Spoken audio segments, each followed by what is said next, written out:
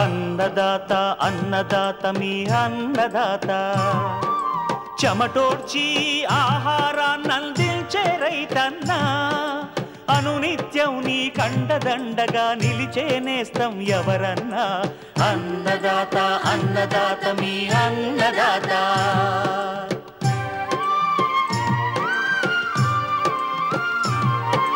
నూతన రీతుల సాగుబడికి నూరింతలు పెరిగే దిగుబడికి సూచనలిచ్చే సస్య రక్షణకు పశు పోషణకి శాస్త్ర విజ్ఞానం అందించి ముందుకు నడిపే తెలుగు రైతు భారతదేశానికి మకుటం అయ్యేలా తీర్చిదిద్దే ఆశయంతో మిమ్ము మేలు కొలిపేది అన్నదాత అన్నదాత అన్నదాత మీ అన్నదాత అన్నదాత అన్నదాత మీ అన్నదాత. అన్నదాత ప్రేక్షకులకు నమస్కారం. ఈనాటి ముఖ్యాంశాలు: శ్రీకాకుళం జిల్లాలో రబీకి అనువైన పంటలు, సూపర్ నేపియర్ పశుగ్రాసం సాగు వివరాలు, మిద్దెను మినీ సైజ్ తోటగా మార్చిన హైదరాబాద్ వాసి పాపాయమ్మ అనుభవాలు,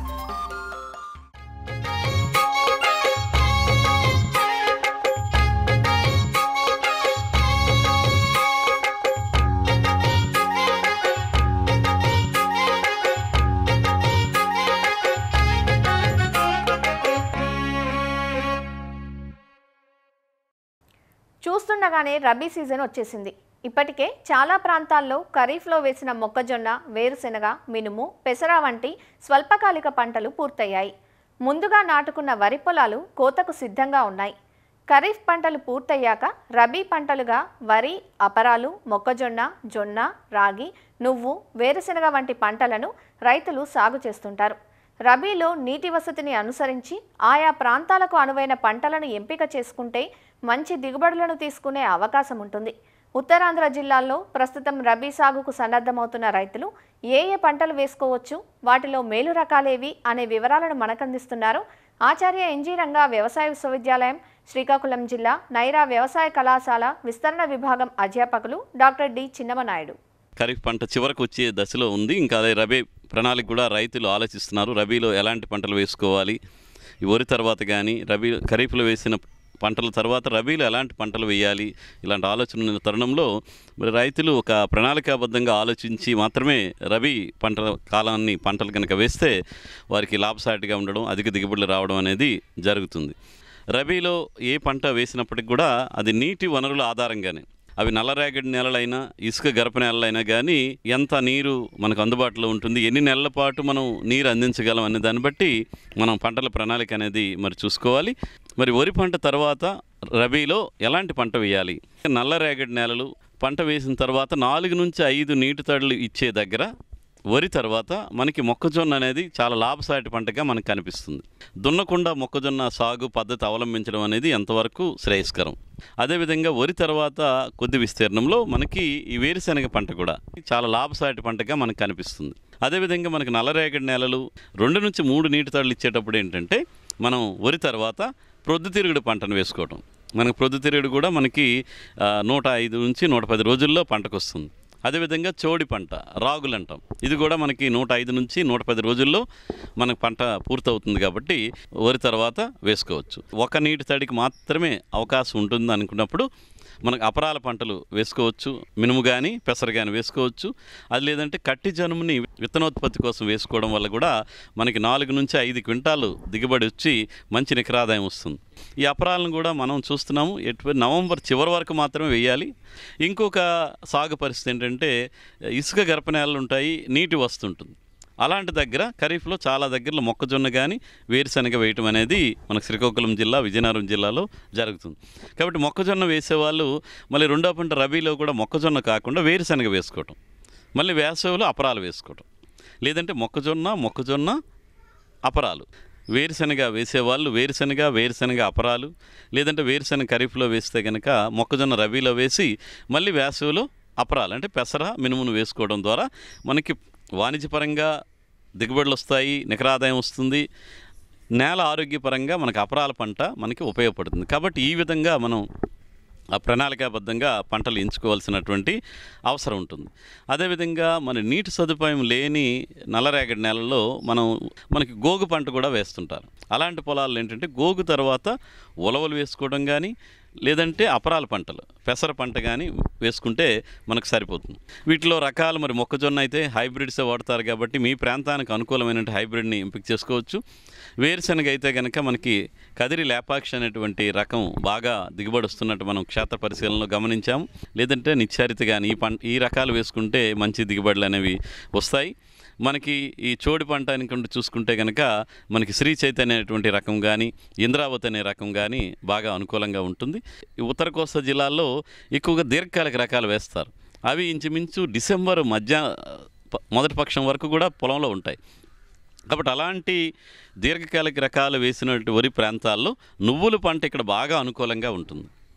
కాబట్టి జనవరి మొదటి వారం నుంచి జనవరి చివరి వరకు కూడా మనకి నువ్వులు, ప్రొద్దుతిరుగుడు ఈ 2 పంటలు మనకి నూనె గింజల పంటల్లో బాగా అనుకూలంగా ఉండే పంటలుగా కనిపిస్తున్నాయి. కాబట్టి ఆ పంటలు వేసుకోవచ్చు. ప్రొద్దుతిరుగుడులో కూడా హైబ్రిడ్స్ రకాలు ఇప్పుడు అందుబాటులో ఉన్నాయి. మీ ప్రాంతానికి అనుకూలంగా ఉన్న హైబ్రిడ్ని ఎంపిక చేసుకోవచ్చు. నువ్వులకు వచ్చేసరికల్లా ఎలమంచిలి 11, ఎలమంచిలి 17, ఎలమంచిలి 66 ఈ రకాలు మన ప్రాంతానికి బాగా అనుకూలంగా ఉన్నాయి. కాబట్టి నువ్వులు వేసే రైతులు ఈ రకాలను ఎంపిక చేసుకోవడం.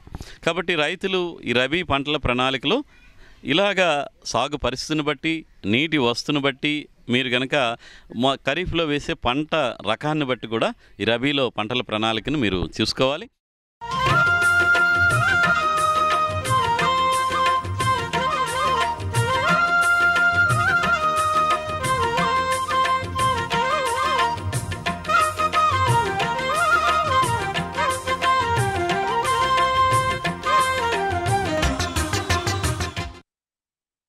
వ్యవసాయ అనుబంధ రంగాలైన పాడి పరిశ్రమ జీవాల పోషణలో కీలక భూమికను పోషించేది వాటికి అందించే మేతలు. పచ్చి మేతలను ఎంత సమృద్ధిగా అందించగలిగితే పరిశ్రమ అంతగా లాభాల బాటలో పయనిస్తుంది. పచ్చి మేతల కొరతను అధిగమించడానికి రైతులు ప్రణాళికాబద్ధంగా వ్యవహరించాలి. ఎకరాకు సంవత్సరానికి దాదాపు 200 టన్నుల అధిక గ్రాసం దిగుబడి, ప్రతి 45 రోజులకు ఒక కోత చొప్పున ఏడాదికి 8 కోతలనిచ్చే సూపర్ నేపియర్ రకం రైతుల ఆదరణకు నోచుకుంది. ఇది బహువార్షిక రకం. ఒకసారి నాటితే 5-6 సంవత్సరాలు మేత దిగుబడినిస్తుంది. సూపర్ నేపియర్ సాగులో మెలకువలను వివరిస్తున్నారు ప్రొఫెసర్ జయశంకర్, తెలంగాణ రాష్ట్ర వ్యవసాయ విశ్వవిద్యాలయం పాలెం వ్యవసాయ కళాశాల ప్రొఫెసర్ సిహెచ్ ప్రగతి. సూపర్ నేపియర్ అనేటువంటి పశుగ్రాసం మనకి థాయిలాండ్ నుంచి వచ్చినటువంటి రకం. ఇది నేపియర్ జాతికి చెందినటువంటి గడ్డి. ఈ సూపర్ నేపియర్ చూసుకున్నట్లయితే మనకి దాదాపు వర్షాకాలంలోనూ, చలికాలంలోనూ, వేసవిలోనూ కూడా వేసుకోదగ్గటువంటి రకం.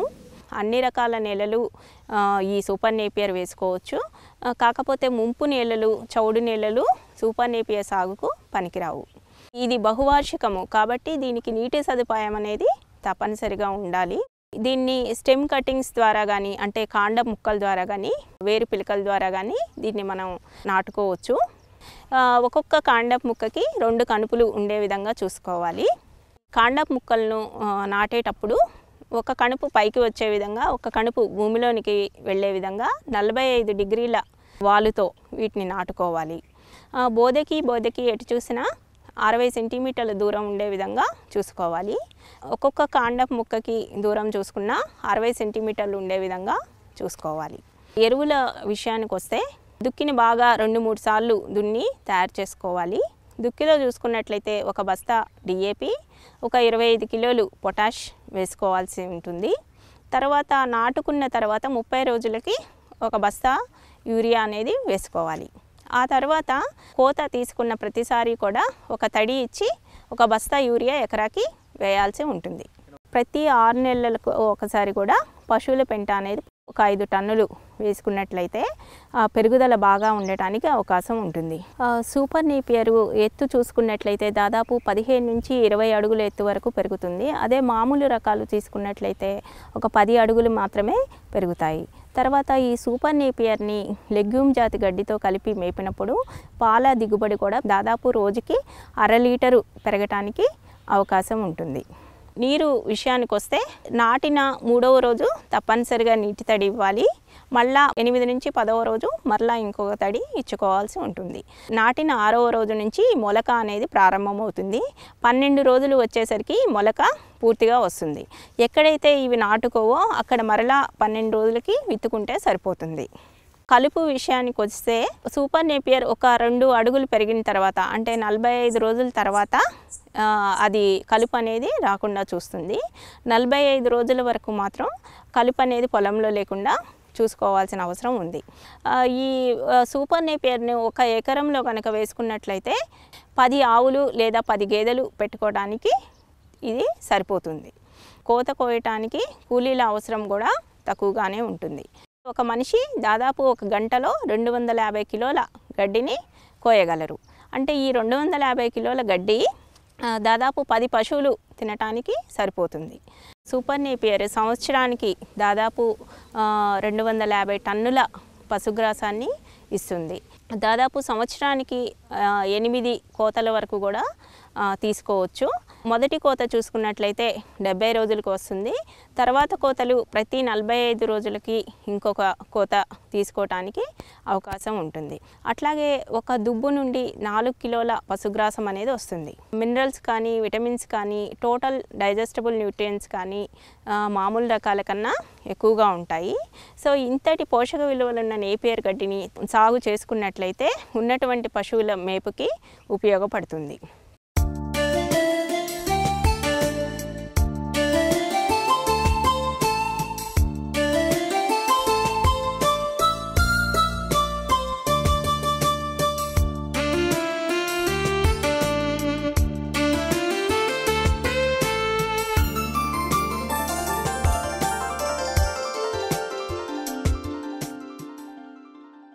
ఇవాల్టి రోజుల్లో అంటే మిద్దె సాగు ఒక ట్రెండ్గా మారింది. కాంక్రీట్ కీకారణ్యంలో మిద్దెలను పచ్చని తివాచీలుగా మార్చడం చూస్తున్నాం. కానీ చిన్ననాటి నుంచే మొక్కల పెంపకంతో అనుబంధం కలిగిన ఆమె 30 ఏళ్ల క్రితమే తన ఇంటిని రకరకాల మొక్కలకు నిలయంగా మార్చేశారు. 7-10 వయసులోనూ మొక్కల ఆలనా పాలన శ్రద్ధగా చూసుకుంటూ సేద తీరుతున్నారంటే మొక్కలంటే ఎంత మమకారమో అర్థం చేసుకోవచ్చు. సాధారణంగా మిద్దె తోటలో 10 లోపు పండ్ల చెట్లు చూస్తాం. కానీ 30కి పైగా పండ్ల చెట్లు, రకరకాల పూల మొక్కలు, కూరగాయలతో తన మిద్దెను ఒక మినీ సైజ్ తోటగా మార్చివేశారు ఆమె. హైదరాబాద్కు చెందిన ఆ పెద్దావిడ ఎవరో, మిద్దె సాగు ఎలా చేపడుతున్నారో ఇవాల్టి నందనవనంలో చూసేద్దాం రండి మరి.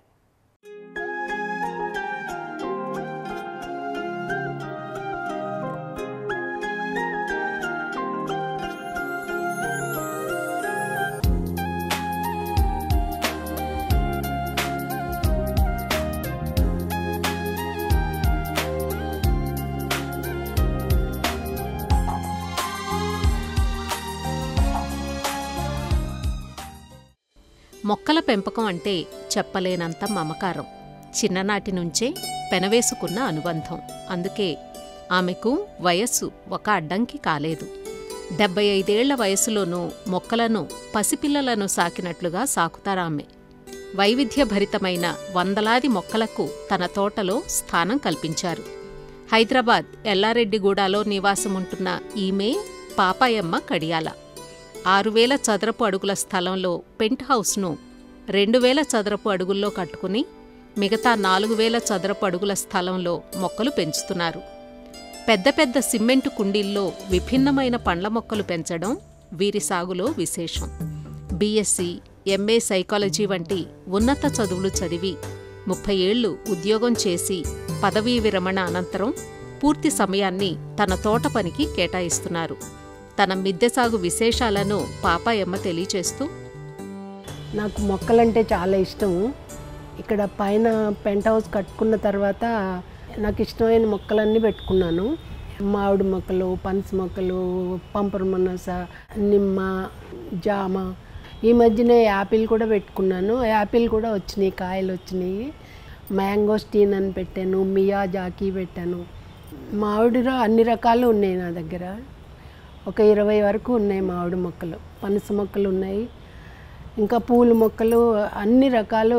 ఎక్కడ కొత్త వెరైటీ కనిపిస్తే అక్కడ తెచ్చుకుని పెట్టేసుకుంటాను. కూరగాయలు కూడా ఉన్నాయి.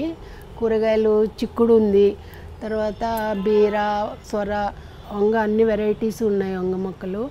చిక్కుడుకాయలు అయితే కణుపు చిక్కుడు లాస్ట్ ఇయర్ ఒక 10 కేజీల వరకు వచ్చినాయి. ఆకుకూరలు పొన్నగంటి కూర ఉంది, చుక్క కూర ఉంది, పాలకూర ఉంది, తర్వాత గోంగూర, అన్ని రకాలు ఉన్నాయి. చాలా వరకు మా కూరగాయలు ఆకుకూరలే మేము వాడుకుంటాం. ఇది పాల సపోటా అండి. చాలా కాయలు కాస్తుంది, చెట్టు నిండా కాయలు కాస్తుంది. కింద ఎలా ఉంటుందో చెట్టు అలా వచ్చేసింది, పెద్ద కుండి అన్నమాట. బ్లాక్ సపోటా ఇది.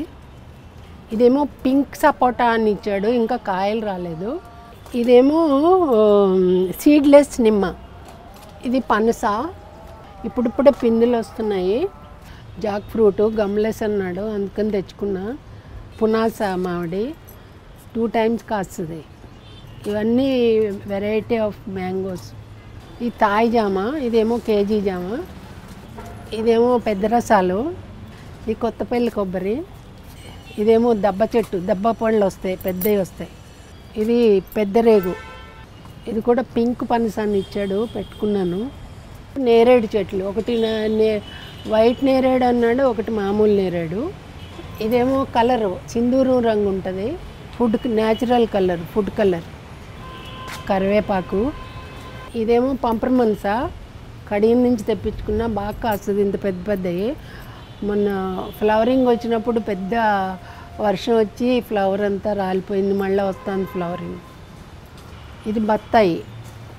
ఇవన్నీ మునగ, కింద కుండీలో వేసాను. చుక్కకూర హెల్దీగా వచ్చింది. చుక్కకూర నాగ్పూర్ కమల 30-40 కాయలు కాసింది, అయిపోయింది. నేను మొన్ననే 2 కాయలు కోసేసా.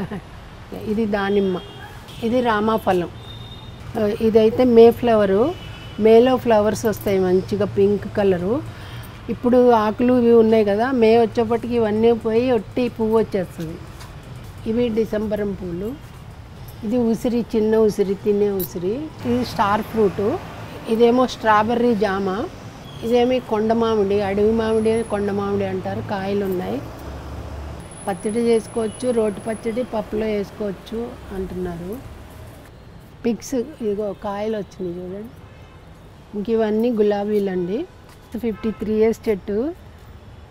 అయితే నా మ్యారేజ్ అయ్యి వచ్చేటప్పటికి మా ఇంట్లో ఉండేది, ఎదురుగుండా, గేట్ ఎదురుగుండా పెద్ద చెట్టు, భూమిలో ఉంది కదా, మంచిగా వందలు పూసేదన్నమాట. మళ్ళీ నేను ఎలాగో కష్టపడి మళ్ళీ తెచ్చుకుని పెట్టుకున్నాను. నాకు చాలా ఇష్టం ఇది, ఎందుకంటే అసలు 7 days వరకు పువ్వు వాడదు. దీని పేరు 7 days ఫ్లవర్ అని చెప్తున్నారు, కానీ నాకు ఇంతకుముందు తెలీదు. అయితే మార్నింగ్ తెల్లగా ఉంటుంది, వైట్ ఉంటుంది, మధ్యాహ్నం అయ్యేటప్పటికి ఇలా పింక్ ఉంటుంది, రాత్రి ఈవినింగ్ అయ్యేటప్పటికి రెడ్ అయిపోతుంది. భలే ఉంటుంది ఇది మాత్రం. ఇది వైట్ మందార అండి. అసలు రాత్రి వరకు వాడిపోదు, రేపు పొద్దున్న వరకు ఇలాగే ఫ్రెష్గా ఉంటుంది. ఇది కూడా వాడిపోదు సాయంత్రం వరకు. ఇవన్నీ మన చామంతులు, సీతమ్మ వారి జడ ఫ్యామిలీ, బాగుంటుంది. ఇదేమో పర్పుల్ క్యాలీఫ్లవర్ అని ఇచ్చారండి, రుద్రాక్ష. ఇది పువ్వులు కాయలు కూడా ఉంటాయి. రుద్రాక్షలాగా వచ్చింది చూడండి, ఇది కాయ. ఇది మినీ కదంబం అండి. కదంబం మామూలుగా నేలలో ఉంటే చాలా పెద్ద వృక్షం అవుతుంది, ఇది ఇలా టెర్రస్ మీద పెట్టుకునేదే. మినీ కదంబం పార్వతీదేవికి, లలితాదేవికి చాలా ఇష్టం. ఇవన్నీ గులాబీలు. ఇది పారిజాతం. ఈ చెట్టు జబోటి కబా అని ఇచ్చాడు. ఫ్రూట్స్ మన నేరేడు పళ్ళులా చాలా తీయగా ఉంటున్నాయి. మొన్ననే ఒక కాపు వచ్చేసింది, కోసాను. జబోటి కబా బ్రెజిల్ దేశం చెట్టు అంట. ఇది యాపిల్ మొక్క, ఇది రెడ్ యాపిల్. ఈ యాపిల్ పెట్టి 2 years అయింది. ఇది గ్రీన్ యాపిల్ వచ్చింది, ఇదే ఫస్ట్ క్రాప్. పీనట్ బటర్ అంటారు, అది పీనట్స్ లాగా ఉంటాయి తింటే. ఇది ఆప్రికాట్ అండి. ఇది అవకాడో. ఇది సూరినామ్ చెర్రీ అని, కొంచెం పుల్లగా కొంచెం వగరుగా అలా ఉన్నాయి. ఇది బ్లూబెర్రీ. ఇది వెస్ట్ ఇండీస్ చెర్రీ. ఇది లక్ష్మణ ఫలం అండి. ఈ ఆకులు పళ్ళు కూడా మెడిసినల్ వాల్యూస్ చాలా ఉంటాయి, క్యాన్సర్ తగ్గుతుంది అని చెప్తారు. ఇది నిమ్మ, టేబుల్ టాప్ నిమ్మ. ఇది పళ్ళు, పీఫల్. లక్ష్మణ ఫలం, రామఫలం, సీతాఫలం, హనుమాన్ ఫలం ఒక రామ్ పర్వార్ లాగా ఒకే చోట పెట్టుకున్నాను అన్ని. ఇది లిచ్చి చెట్టు, పాండవ బత్తి అంటారు. ఇది ఒత్తి బదులు ఆకేస్తే నూనెలో వెలుగుతుంది. మామిడి అల్లం పచ్చడి పెట్టుకుంటాం. ఇప్పుడు ఇది ఫిబ్రవరిలో అలా పెడితే మళ్ళీ డిసెంబర్, జనవరిలో తవ్వుకుంటే అవి మామిడి అల్లం తయారవుతుంది. కంద రెడీ అయింది, తవ్వుకోవాలి. ఇది లక్డాంగా పసుపు. ఈ కర్కుమిన్ ఎక్కువ ఉంటుందంట, సిటీజీలో ప్రొక్యూర్ చేసి ఇచ్చారు. ఇదేమో బ్లాక్ పసుపు. బ్లాక్ పసుపుకి ఇక్కడ చారా బ్లాక్ ఉంటుంది. ఇవి వంగ, మిరప, టమాటా, చిక్కుడు, బీర అన్నీ కలిసిపోయినాయి ఇందులో. ఈ కస్తూరి పసుపు, డ్రాగన్ ఫ్రూట్. ఇది ఫ్రూటింగ్ అయిపోయింది మొన్న నెల. ఏప్రిల్ టు జూన్ వస్తాయి. మళ్ళీ అక్టోబర్ తర్వాత ఒక కాపు వస్తుంది, 2 కాపులు వస్తాయి ఏడాదికి. ఇది పింక్ ఫ్రూట్, ఇది బాగుంటుంది. ఇదేమో మియాజాకి మ్యాంగో. ఇప్పుడు అంతా క్రేజీగా కొనుక్కుంటున్నారు మియాజాకి, జపాన్ వెరైటీ అని. ఇది నల్లేరు ఒళ్ళు నొప్పులు అది తగ్గుతుంది, మళ్ళీ దగ్గు తగ్గుతుంది. బోన్ హెల్త్, లంగ్ హెల్త్కి బాగా పనికి వస్తుంది నల్లేరు. పచ్చడి చేసుకోవచ్చు, అట్టేసుకోవచ్చు. ఇదేమో వాటర్ యాపిల్. ఇది ఇన్సులిన్ నాకు రోజు ఒక ఆకు తింటే డయాబెటిక్ కంట్రోల్లో ఉంటుంది. కనకాంబరాలు డిఫరెంట్ కలర్స్. శంకు పూలు, ముద్ద, రేఖ 2 ఉన్నాయి. పూజ చేస్తాము. శివుడికి ఇష్టమైన పూలు శంకు పూలు. వీటితో టీ చేసుకు తాగితే కూడా చాలా మంచిదంట. కొవ్వు కరిగిస్తుంది, సన్నగా అవుతారని కూడా చెప్తున్నారు. శంకు పూలు ఇది. టీ చేసి తర్వాత కొంచెం నిమ్మకాయ పిండితే అది పింక్ అయిపోతుంది. చాలా టేస్టీగా ఉంటుంది. ఒకసారి ఈనాడు బుక్లోనే చదివి చేసి చూశాను నేను. రణపాల మెడిసినల్ వాల్యూస్ చాలా ఉంటాయి. కిడ్నీలో రాళ్ళు కూడా కరుగుతాయంట ఆకు తింటే. ఇదేమో మధుకామని అని మంచి స్మెల్ ఉంటుంది. ఈ పూలు కాగడా మల్లి. ఇవన్నీ లిల్లీ వెరైటీస్. ఇవన్నీ అలోవెరా. ఈ పిప్పళ్ళు. ఇదేమో యాలకులు. ఇదేమో ఆల్ స్పైసీ. సోంపు వాసన వస్తుంది. సోంపు మొక్క. క్రీపరు, హోయా ఫ్లవర్స్ చాలా బాగుంటాయి. ఇగో మధుమాలతి, మంచి స్మెల్ ఉంటుంది. ఇంకా ఇటు ఉన్నది గిన్నెమాలతి. ఇది పూలన్నీ వచ్చిపోయినాయి. ఇది గిన్నెమాలతి. పూలు గిన్నెలాగా ఉంటాయి. ఇవి ఆర్కిడ్స్. ఇవి పూలు ఒక 3 months వరకు వాడిపోకుండా ఉంటాయి, బాగుంటాయి. ఈ పర్పుల్ అయితే 4 months గ్యారంటీగా ఉంటుంది వాడిపోకుండా. బటర్ఫ్లై లాగా ఉంటుంది. ఇది బటర్ఫ్లై ఆర్కిడ్. ఇది కూడా 4 months వరకు ఉంటుంది. రోజు నేనే మెయింటెనెన్స్ చూసుకుంటాను. ఎక్కడన్నా చీడ వచ్చిందా, పండాకులు వచ్చినాయా, అన్నీ మొక్కలన్నీ రోజు 1 గంట 2 గంటలు చూసుకుంటాను నేను. తర్వాత మధ్యలో కొంచెం న్యాచురల్ ఎన్పికే అని పల్లి చెక్క, నువ్వు చెక్క కిలో, ఆవు చెక్క 1/2 కిలో, కొంచెం బెల్లం వేసి నానబెట్టి ఒక 5 days తర్వాత అన్ని చెట్లకి ఇస్తాం. 15 daysకి ఒకసారి.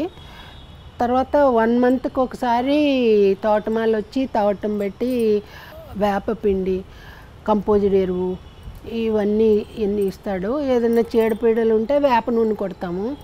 రసాయనాలు అయితే ఏమీ వాడము. చూశారు కదండి, చిన్న చిన్న పనులకే అలసిపోతున్న నేటి తరానికి విశాలమైన మిద్దె తోటను ఈ వయసులోనూ ఎంతో ఇష్టంగా నిర్వహించుకుంటున్న పాపాయమ్మ మిద్దె సేద్యం ఆదర్శప్రాయం.